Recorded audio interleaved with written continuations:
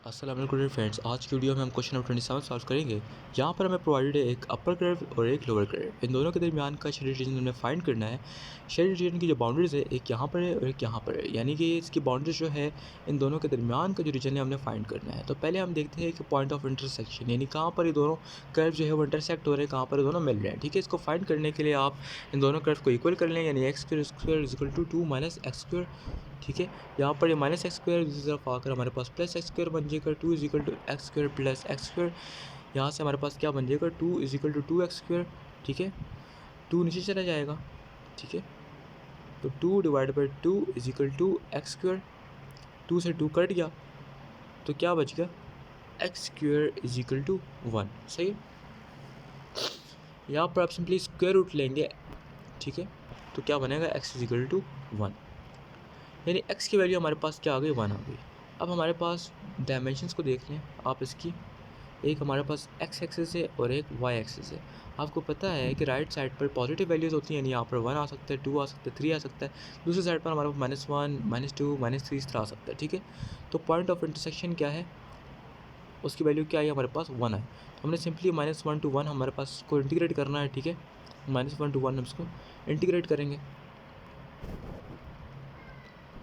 अब हम क्या करते हैं, जब 2 कर्व्स प्रोवाइडेड हो तो इन दोनों का हम क्या करते हैं, माइनस करते हैं। ठीक है, इंटीग्रेशन कर रहे हैं, शेडेड रीजन फाइंड आउट कर रहे हैं। अगर शेडेड रीजन को मैं कह दूं कि ये छोटी छोटी वर्टिकल प्लेट्स हैं, ठीक है, इनको हम क्या करें, फाइंड करें। ठीक है, तो इसको फाइंड करने के लिए आप दोनों कर्व्स को सब्ट्रैक्ट करते हैं, यानी कि यहाँ पर लोअर कर्व में लिख लूँगा 2 माइनस एक्स स्क्वायर, इसको सब्ट्रैक्ट करूँगा माइनस एक्स स्क्वायर, इंटीग्रेशन कर रहे हैं विद रिस्पेक्ट टू एक्स। ठीक है, अब यहाँ पर माइनस है, यहाँ पर माइनस है, तो माइनस माइनस क्या होता है, प्लस होता है। तो यहाँ पर हम क्या लिख लेंगे, 1 -1 और 2 माइनस 2x स्क्वायर, इंटीग्रेशन कर रहे हैं विद रिस्पेक्ट टू x। ठीक है, अब सिंपली सेपरेटली हम पहले इसको इंटीग्रेट करते हैं, फिर 2x स्क्वायर को इंटीग्रेट करते हैं। ठीक है, इंटीग्रेशन करते हैं इस वैल्यू की, यानी कि 2 की।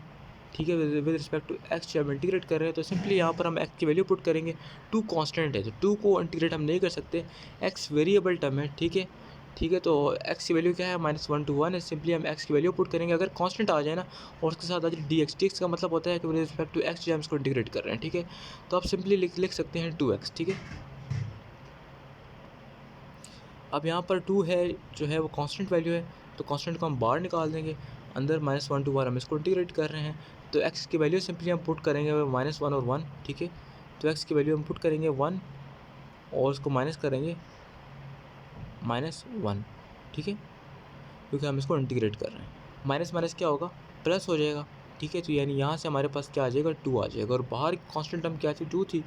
ठीक है, तो आप इसको मल्टीप्लाई करेंगे, 2 × 2 हमारे पास क्या आ जाएगा, यहाँ से 4 आ जाएगा। ठीक है, अब इंटीग्रेट करना है आपने किसको, इंटीग्रेट करना है 2x स्क्वायर को।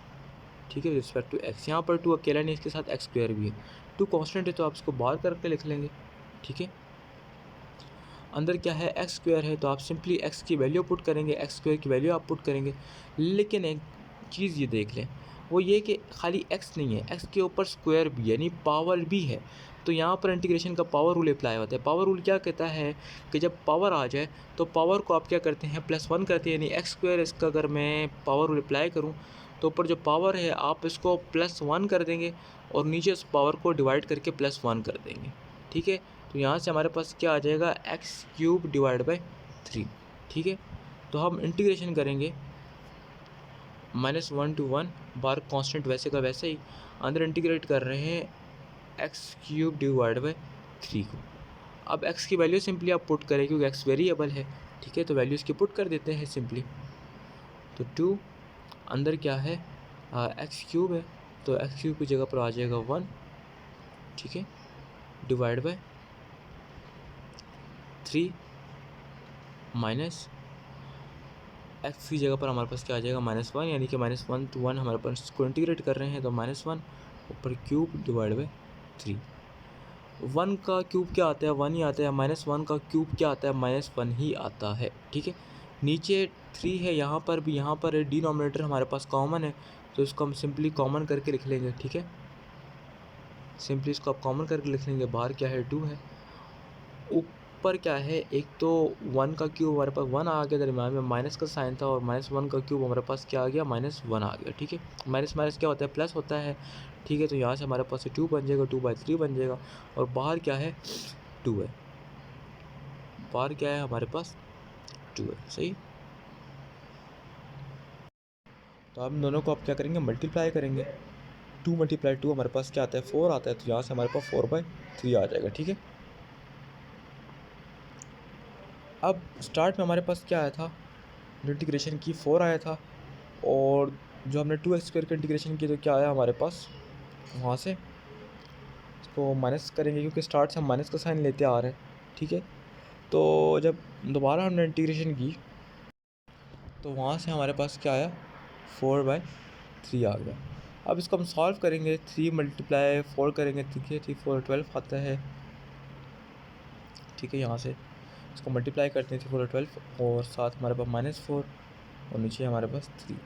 ठीक है, 12 में से जो है आप 4 माइनस करेंगे तो क्या आ जाएगा, 8 आ जाएगा। यानी कि 8/3 हमारे पास यहाँ पर क्या है, करेक्ट ऑप्शन है। तो ऑप्शन नंबर डी जो है वो क्या है, करेक्ट है। थैंक यू, अल्लाह हाफिज़।